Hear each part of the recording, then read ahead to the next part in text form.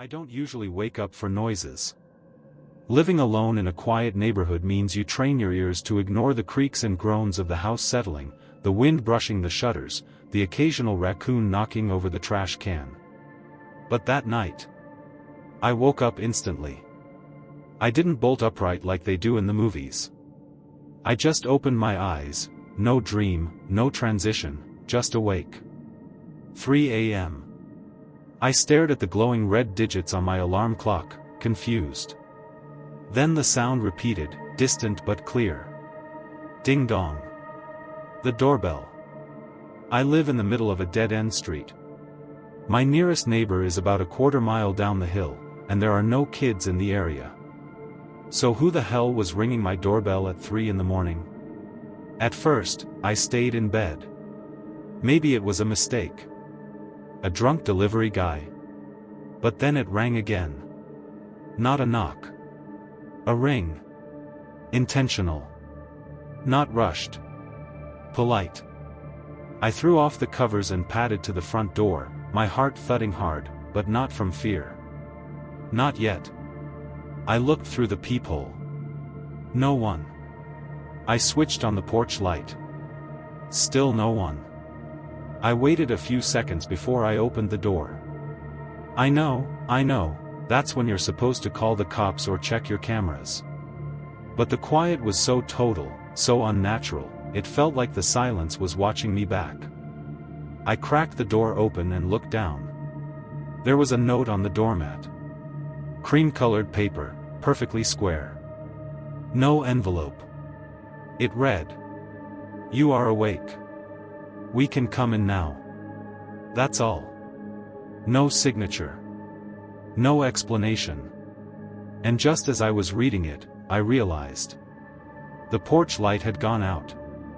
I stepped back instinctively, clutching the note like it might burn through my skin. The porch light flickered once, then again. Then nothing. Darkness swallowed the steps, the railing, the hedges beyond. I reached for the switch inside. Flicked it off, then on again. Nothing. Power was still on inside the house. The hallway light glowed behind me, my refrigerator still hummed from the kitchen. But the porch light, dead. I should have closed the door right then. Locked it. Called someone. Anyone. But instead, I took one step forward. Just one. I leaned out, trying to see if someone had run off, some prank, some dare. Maybe a teenager. But the silence was heavy now. Not like the quiet of 3 a.m. No bugs, no wind. No rustling branches. No distant highway. Nothing. Then the note in my hand changed. It shouldn't have, but I swear to you, I watched it happen. The neat black script shimmered, just for a second, and new words appeared beneath the first line. You opened the door. You let us see you. I staggered back. My mouth opened but no sound came out. The door slammed shut, not by my hand, but like someone behind it had yanked it from me. I twisted the lock. Backed away. My hallway lights flickered. The living room TV turned on by itself. Static. No input. Just snow and that soft, high-pitched whine behind it. And then, the doorbell rang again. Ding dong. But this time, it wasn't from the front door. It was from inside the house. It took me a second to process what I'd heard. Ding dong. But it wasn't the mechanical chime from the front door. It was lower. A warped tone. Like an old analog bell distorted through broken speakers. And it came from the hallway. No one else lives here. I've only got one doorbell. No fancy smart home gadgets. No prank apps or connected systems. I stood frozen, breath held, listening. Ding dong. Again. I followed the sound slowly, step by step, my bare feet pressing into the cold hardwood floor. The hallway stretched ahead of me, dim under the flickering lights. At the very end of the hall was a door I never used. The guest room. Nothing special. Just boxes and old furniture. But the sound was coming from behind it. Ding dong. I reached for the handle, half expecting it to be ice cold like in some horror cliché. It wasn't. It was warm. Too warm. When I opened it, the room was pitch black. Not dark, black. Like the space inside the door had been replaced by a void. I backed away instantly. Then I heard something new. Footsteps. Slow, soft, deliberate. Not walking toward me, but around me. As if someone had stepped from the room without me seeing them. As if they were circling just out of sight. And then the lights went out. All of them. I was alone, in total darkness, heart hammering, clutching that cursed note. Then, a whisper. You should have stayed asleep. I spun around in the dark, trying to pinpoint the voice, but it came from everywhere and nowhere at once. Male? Female? Old? Young? I couldn't tell. It was like it didn't use sound, just inserted itself directly into my mind. You should have stayed asleep. I bolted back toward the living room, bumping into furniture, knocking over a lamp. My phone, I needed my phone. Call someone. Anyone. When I found it on the coffee table, the screen was already on. It had a new notification. Missed call, unknown, 3 a.m. I stared at it. Then the phone rang again. Same name, unknown. I didn't answer. It stopped after one ring. Then the screen lit up with a text message. Don't move. I froze. The hair on the back of my neck stood straight. And then, barely audible, like a breath behind my ear, I heard it again. Good. Now turn around slowly. I didn't want to. I shouldn't have. But something in me moved before I could stop it. I turned. There was someone standing in the kitchen doorway. Not a silhouette. Not a shadow. A figure, completely still, had tilted at an unnatural angle, as if their neck had bent halfway through a nod and never came back. They wore something loose, like a hospital gown soaked in something dark. I couldn't see their face. Not because it was in shadow, but because where the face should have been, there was just more nothing. An absence. A black hole in the shape of a human head.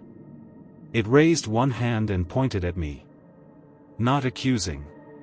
Not threatening. Inviting. I couldn't move. Couldn't blink. The figure didn't waver, just stood there, pointing. The gesture looked patient. Like it could wait forever for me to obey. I took a shaky step back. And it matched me. One step forward. I bolted. Down the hallway, toward the stairs. I didn't care where I was going, just away. As I reached the bottom step, the house groaned around me like it was shifting, like the walls themselves were trying to bend in my direction. That's when I noticed something that made my blood run cold. All the picture frames on the wall, every one of them, had changed. Photos of me, smiling with friends, family, vacations, all replaced. Every single frame now held the same image. Me. Standing in the living room. Wearing my exact clothes from tonight. Staring at the front door. Eyes wide. Mouth slightly open. Behind me, in every photo, was that same faceless figure. Closer in each one. I didn't take those pictures. No one did. That's when I heard the doorbell again. Ding dong. But this time, 3 tones. Not 2. Ding dong ding. My door doesn't do that. Then came a creaking sound from the floor above. Footsteps. Slow. Heavy. Coming down the stairs I just ran up. Only. I was alone in the house. I thought. I froze halfway up the stairs, too terrified to go up, too afraid to go back down. The footsteps continued. Measured. Deliberate. Each one groaned against the old wood, like whatever was coming didn't care about being quiet. It wanted me to hear. I backed down slowly, one step at a time, never taking my eyes off the top of the staircase. Then, just before the thing came into view, it stopped. Right at the top. Silence. Nothing moved. No breathing. No creaking. But I felt it. Watching. Waiting. Then something slid into view and dropped down one step, a hand. But it wasn't reaching for me. It was dragging something. I heard the dull thud-thud of it being pulled down stair by stair. It was a body. A copy of me. Same pajamas, same shirt, same everything. Unmoving. Mouth open. Eyes rolled back. I stumbled backward into the wall, scrambling for the door. Ding dong ding. The bell again. I turned and ran for the front door, threw it open, no hesitation this time, and slammed it shut behind me.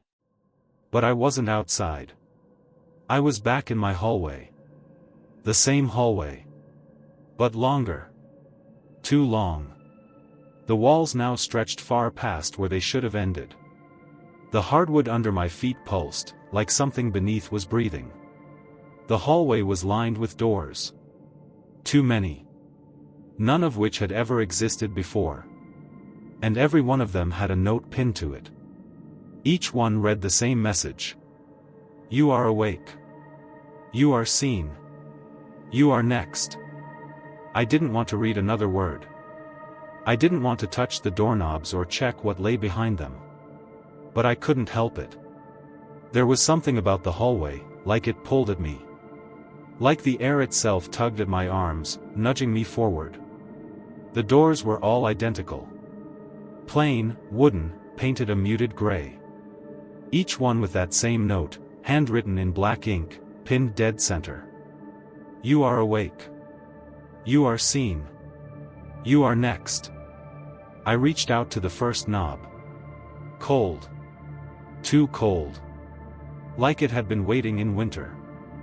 I twisted it slowly, bracing for some nightmare to lunge out. The door opened. Inside was my bedroom. But not my bedroom now. It was my room from when I was 9 years old. Same blue rocket ship sheets. Same glow-in-the-dark stars on the ceiling. The stuffed bear I lost on a camping trip when I was 10 sat neatly on the pillow. And standing at the foot of the bed was me. 9-year-old me. Frozen. Like a doll set in place. Head cocked slightly to the side. Mouth slightly open. I stepped into the room. My younger self didn't react. And then I saw the mirror. It hung on the far wall, cracked down the middle. I caught a glimpse of my reflection. Except, it wasn't me. The thing in the mirror wore my face, but its eyes were wrong. Too many of them. Rows stacked vertically down its cheeks, all blinking out of sync. It lifted a hand in the mirror. So did the boy. Then they both grinned. The boy whispered. Close the door. I did. Because I didn't know what else to do. And when I turned back to the hallway, half the doors were open now. And something was stepping out of each one. They came out in silence. One by one. From every open door, a figure emerged, each version twisted, wrong. Some had no faces. Others had too many. Some dragged themselves along the walls with elongated limbs. Some walked perfectly upright but with movements that mimicked my own, down to the twitch in my left eye when I'm nervous. They were all me. Versions of me that shouldn't exist. A me with no eyes and a wide, lipless grin. A me with skin stretched too tight, veins pulsing visibly like roots beneath thin ice. A me who crawled on all fours, the bones of its legs bent the wrong way.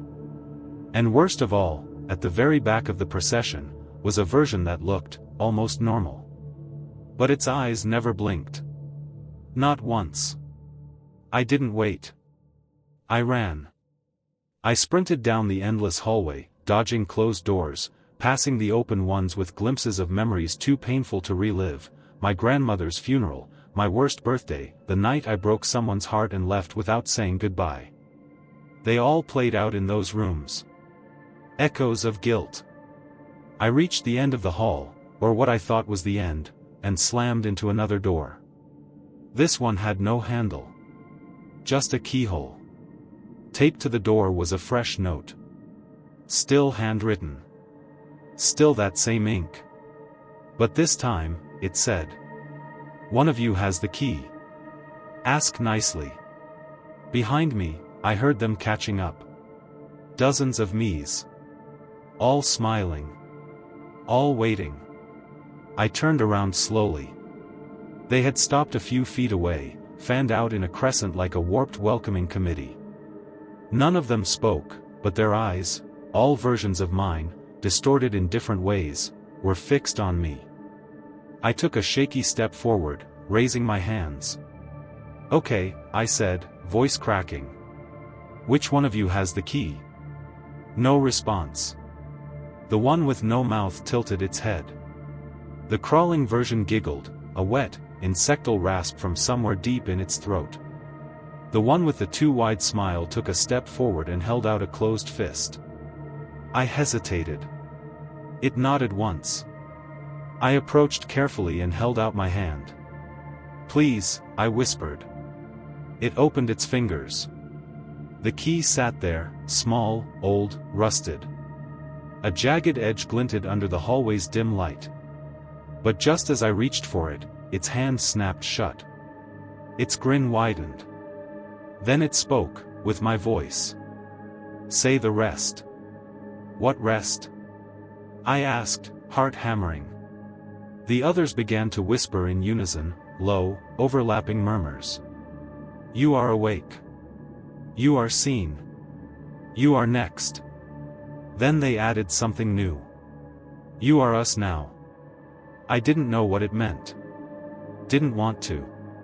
But I repeated it anyway, voice barely above a breath. "You are awake. You are seen. You are next. You are us now." The key dropped into my palm like a dead insect. Every version of me bowed their head in eerie synchronicity. And just like that, they vanished. I turned to the door, heart pounding, key trembling in my grip. I slid it into the lock. It fit. I turned it. The door opened to a blinding white light. And the sound of a heartbeat. The light was overwhelming, like staring into the sun but cold. So cold it made my teeth ache. I stepped through the doorway shielding my eyes, and as I crossed the threshold, the door vanished behind me. Not closed. Not hidden. Gone. I stood in a room so white, it had no shadows. No corners. No walls, really, just infinite whiteness stretching in all directions. The kind of place your mind tells you shouldn't exist. Except it did. And the heartbeat was still there. Slow. Steady. Loud. It didn't echo, it resonated. I felt it in my chest, like it was syncing with my own pulse. The sound seemed to come from above, but when I looked up, there was only more white. Then a figure appeared. Just appeared.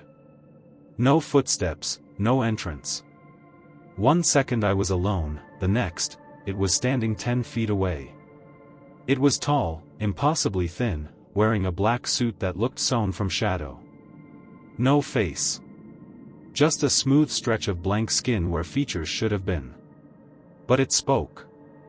Not aloud, inside my head. "Welcome." I stumbled back.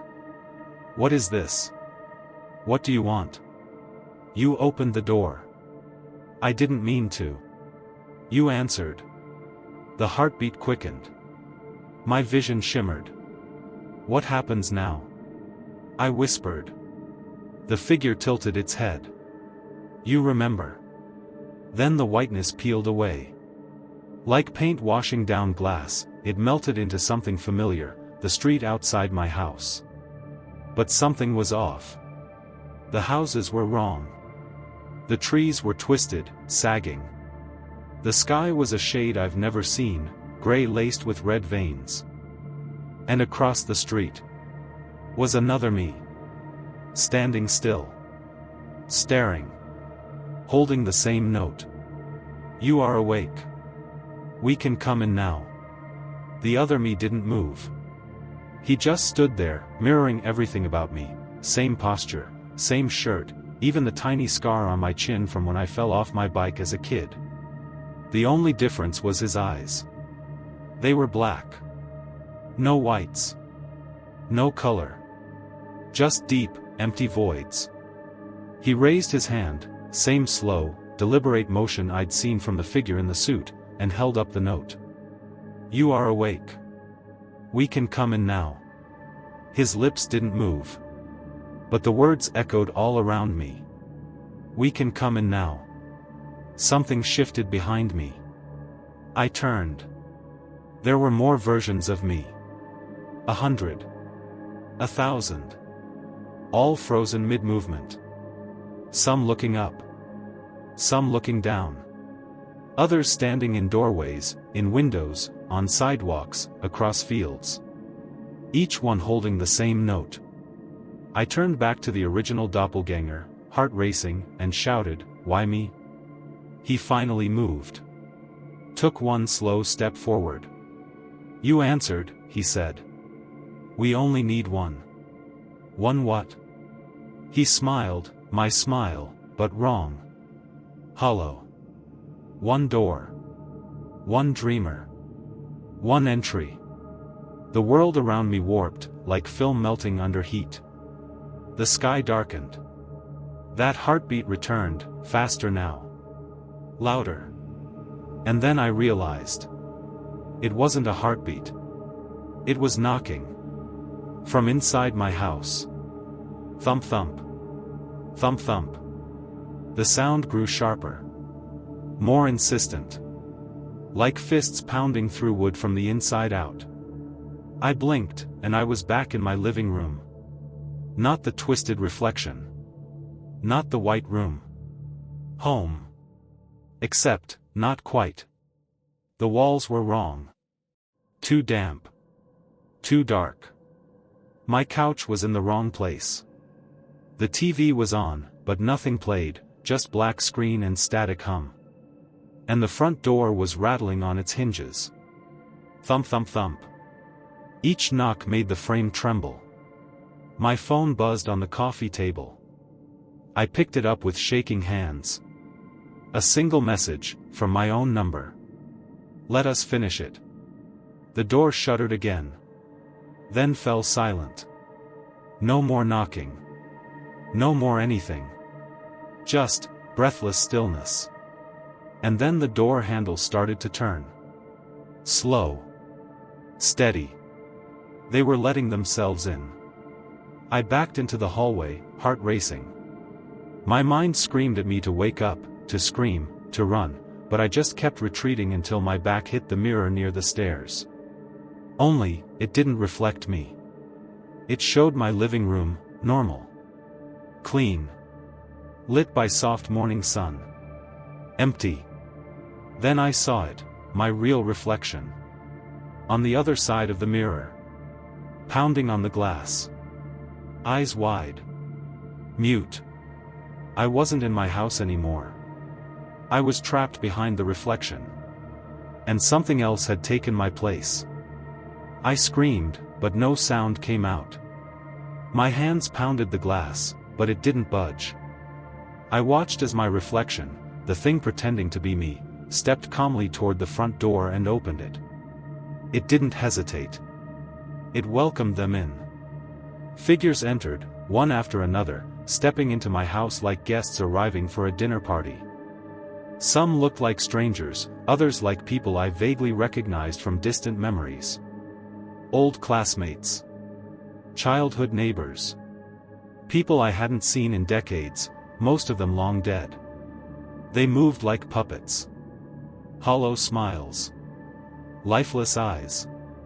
And at the center of them all, that faceless figure in the black suit. It turned to the mirror, to me, and tilted its head. It raised one hand. And snapped its fingers. The mirror cracked. Just a hairline fracture across the center. But I felt it in my bones. A splitting. Like something inside me had been pried loose. Behind me, the world began to dissolve. Not just fade, melt. The walls turned to dripping black sludge. The ceiling rippled and collapsed inward like a popped balloon. The floor gave way beneath my feet. I fell. Down through darkness. No wind. No end. Just an endless descent into something deeper. And then, from far below, I saw them again. All the versions of me. Waiting. Hands raised. Ready to catch me. I braced for impact, but it never came. Their hands didn't catch me. They absorbed me. Like sinking into flesh made of memory. I felt every version of myself bleed through me at once, childhood fears, teenage guilt, adult shame, all of it pressing in like wet cotton, suffocating and cold. I couldn't breathe. Couldn't scream. I was being folded into them. And they whispered in 1,000 voices that all sounded like mine. You are us. We are you. One dreamer. One door. We come through what we know. I saw flashes behind my eyes, moments I didn't even remember having. That time I almost drowned. That time I got lost in the grocery store as a kid. That night I thought someone was standing at the foot of my bed, but when I turned the light on, there was no one there. They'd always been there. Waiting. Through every fear. Every shadow. Every crack in the door I left open just a little too long. Then I was standing again. Not in my house. Not in the hallway. But in a room made of mirrors. Every surface reflected a different version of me, some screaming, some still, some smiling with too many teeth. And in the very center of the room. A chair. A single, wooden chair facing a wall where no reflection showed. A blank space. An invitation. I knew what they wanted. It was my turn. To sit. To become the watcher. The doorbell rang again. But this time. It was coming from inside my head. The ringing didn't stop. It echoed through my skull, relentless and sharp, like someone pounding on bone instead of wood. I staggered toward the chair in the center of the mirror room, each step feeling heavier, more distant from myself.